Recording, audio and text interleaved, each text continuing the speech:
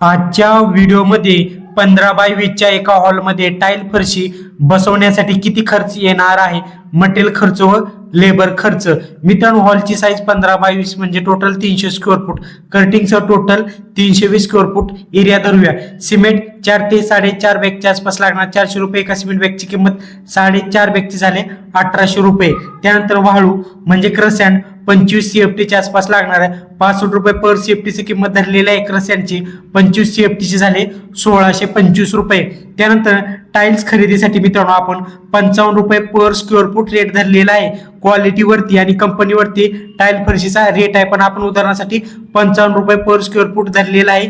आपल्याला टाइल फरशी 320 स्क्वेअर फूट लागणार आहे।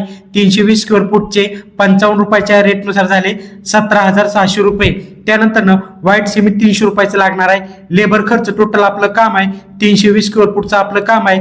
टाईल बसवण्याचा लेबर खर्च 20 रुपये पर स्क्वेअर फूट धरलेला आहे। 320 स्क्वेअर फूटचे झाले 6,400 रुपये। मित्रांनो, हा रेट लेबर रेट काही ठिकाणी कमी जास्त असू शकतो। त्यानंतर ट्रान्सपोर्टचे 1000 रुपये। टोटल मित्रांनो या सर्वांची जर बेरीज केली तर मित्रांनो 28,725 रुपये म्हणजे 15 बाय 20चा हॉलमध्ये टाइल्स फरशी बसवण्यासाठी 28,000 रुपये खर्च येऊ शकतो।